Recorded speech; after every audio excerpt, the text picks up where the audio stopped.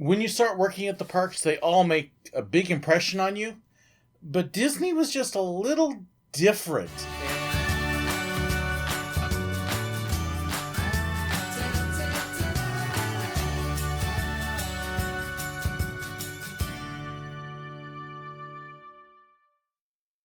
I was having a little fun trying to figure out what I was going to do for this video and started pulling out folders. And if you know anything about me, I'm a little bit of a pack rat when it comes to my amusement and theme park stuff. So I've got this stack of folders here from my time working at the parks. This is Disney. Silver Dollar City's here. Busch Gardens here. And I started pulling out the manuals and things that they give you when you first start working. Busch Gardens, of course, was the very first one. All of them, all three of them, you had a full day of orientation, welcome to the company. At Disney, it was called Traditions. At Busch Gardens, it was Cornerstones. Silver Dollar City, it was... I'm trying to remember if they actually had a actual name for it. But all of them, you go in and you get handed all of this stuff. You get your introduction to the company. And I'll just start off with Busch's because Busch no longer owns the parks. So if there's one I can probably get away with showing you inside stuff, it would be Busch. Disney's welcome packet, along with the Traditions folder. A lot of this stuff, one of the first things you do when you go to these classes is they lay out, of course, all the paperwork. And you have to sign your W-4s and your I-9s showing that you can legally work in the U.S. And, all of the paperwork, your tax stuff and your wardrobe stuff. And you get copies of all of these. Well, you usually get copies of all of these things. I've actually got a whole thing here from Busch that has my copies of, hazardous materials, commitment to fair treatment, harassment stuff, question and answer. And you get a lot of it is signing paperwork. And then after you are all done signing all of this paperwork, then they start on with the actual class. And here comes the dog, ready to take class with me. But what they do with these classes, let me get the right folder now. Too many folders. But what they do with all these classes is they lay out the goals of the company. They introduce you to the history of the company and what they like to do. Disney used to be the 4 keys to the kingdom. Yes, I know they now have 5 keys. Sorry, as far as I'm concerned, the 5th key is still an outgrowth of courtesy and their failure to do it. Hello, pupper. But Disney has its 4 keys to the kingdom at the time, which was safety, courtesy, efficiency, and show. Not necessarily in that order. Busch has something very similar with safe, quality, memorable, and easy. A little bit different. Silver Dollar City has their versions as well. So all the parks have that. But these folders have lots of stuff in them. All your paperwork, you're welcome to the company, welcome to operations, and again, copies of your paperwork. I'll talk about little magazine things here. Map of the park, policies, harassment information, and then important stuff that you need to know. These are there's some really neat stuff in here that it's just a lot of fun. So the Busch family of parks, including SeaWorld and Sesame Street, and a little overview of each one. Disney, again, it's welcome to the Disney company, and here's our history. Commitment to responsibility. Commitment to conservation in the environment. All part of Make It Quality. So each one of their 4 keys, they got a summary of it. And she's now knocking things over. I'm sorry. Your finger. I know. Just go. So the folder has all sorts of information in it. Quality stuff, your contact information. You can see I tore out a page where I signed it saying, yes, I'd received and read it. And then all sorts of things like that. Every single one of the parks, you get something similar. Disney's folder has the same thing.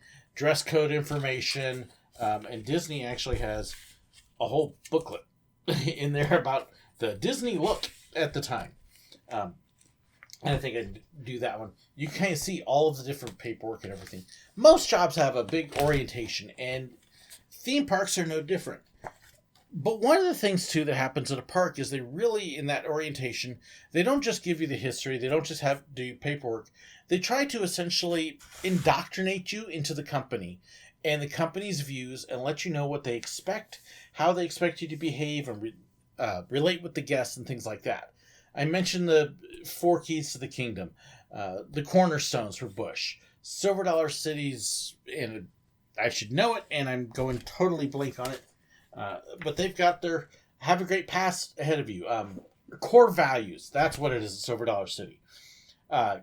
Exceed guest expectations, serve others, create emotional connections, and constantly improve. All of them have essentially a mission statement that can be summed up typically in 4 points. And then what a lot of their book is, this is their core values and the history of the company, is how can we teach you to exhibit that, to show it to our guests. As an example, this is one of 2 Disney folders I have. And again, here is another huge notebook. This also came from Traditions. And all it is just different ways of trying to teach you how to do all of those things. This is actually, let's see, cast member handbook, complimentary admission media. So they give you all the fun and the perks in there. But then they also try to teach you the Disney difference. What can we do to help you be different? How can we get our ideas and what we want you to be drilled into you so that you leave here excited and wanting to do it? For all of the companies, it's constantly throughout the company, but Disney went a little further.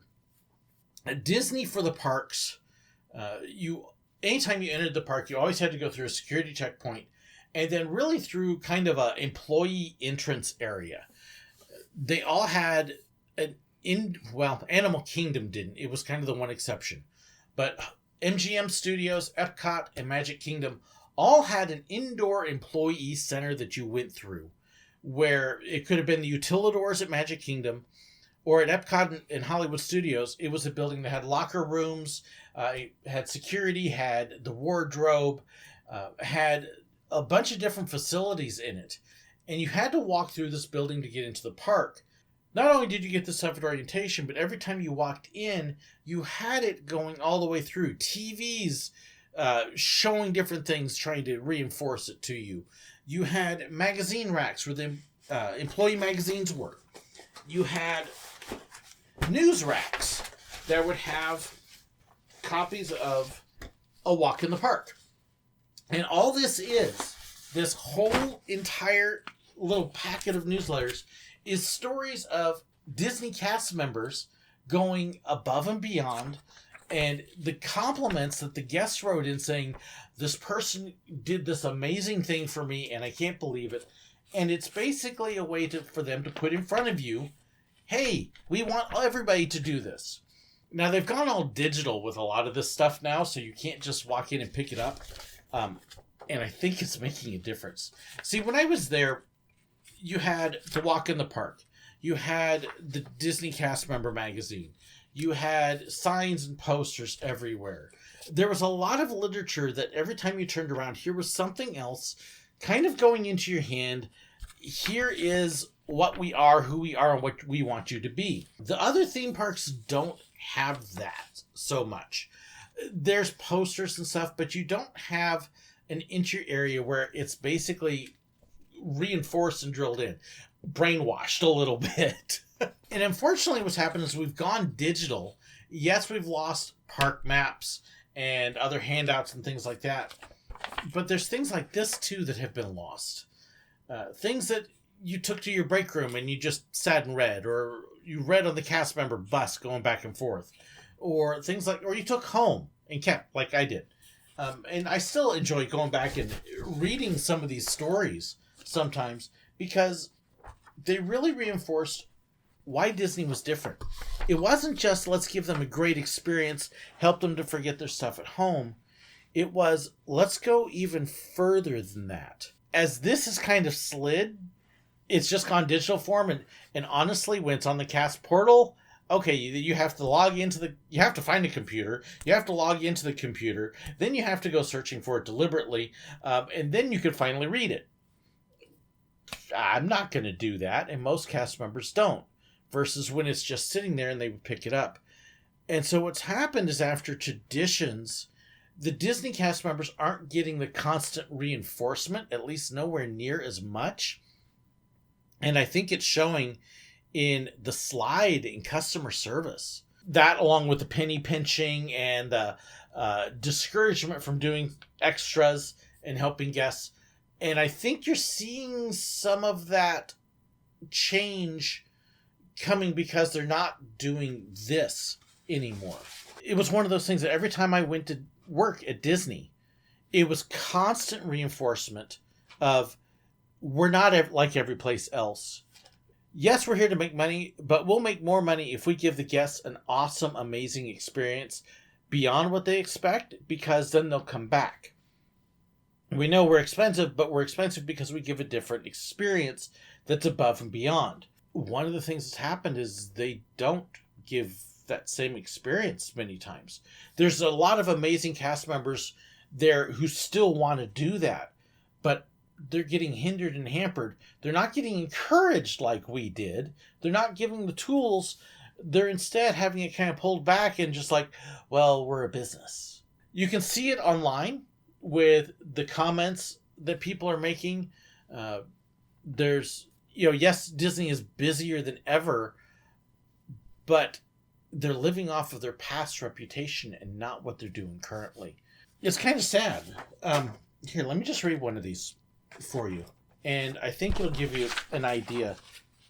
Dear Housekeeping Management, this letter is in regards to, don't know if I should give it, at the Disney Resort. My husband and I were on an anniversary second honeymoon vacation at Walt Disney World. We stayed at this hotel. Our housekeeper kept our room perfectly spotless. We couldn't have asked for better service. We had the cutest towel animals, swans, bunnies, dogs, hearts. Our bathing towels were fresh and fluffy. She even helped me with a surprise for my husband on our anniversary. I had left post-it notes with messages on them, and she covered the room with them. He was so surprised after a long day in the parks. It was wonderful. Just little things. The towel animals, sticking the post-it notes up. On our recent visit, Anthony went out of his way to make our 10-year-old son feel special. Our son adores him and got to be his sidekick on the washboard for a few memorable performances. The two of them were constantly kidding around and even joked about going on tour with the banjo and washboard group. So they let a kid play with them. And it's just all sorts of letters of special moments the guests had, little things, but that encourage you to maybe see, instead of saying they're going, I don't know what I can do, I don't have any special ability, you could read these stories and go, oh, I could do that. I could do something like that. And it would inspire you to change. Disney, I don't know, cares so much anymore. But that was one of the things that all the orientations tried to inspire you to do with these colorful books and brochures is, what can we do to encourage you to change? To help make a guest's day. To let them know that they're special. And it started off with your welcome to the company. And they let you know right at the beginning, here's who we are, here's what we hope you be. Orientation was always fun for me. I enjoyed orientations and loved being able to carry what I learned in them out into the park. In fact, Silver Dollar City I still remember one of the videos they showed at orientation. Just give them the pickle. Look it up. It's from Farrell's Ice Cream, which actually is from where I grew up. But look up Give them the Pickle on YouTube and Google. And it'll give you an idea of what they try to impart to you. And then when you go into work, hopefully your management will let you, will follow that and just give them the pickle. There's something. There's a good byline for you. Anyways, I hope you found this fun and interesting and a nice little look at some of my stuff from the files. And I may, like I said, I know a lot of it is proprietary. I can't post it up and show it up real close. But I hope it was fun for you and that you learned a little something about the companies and the way they operate and found it interesting. Let me know what you think. I'd love to hear your comments and questions too. Post it below. Thank you so incredibly much for watching. God bless.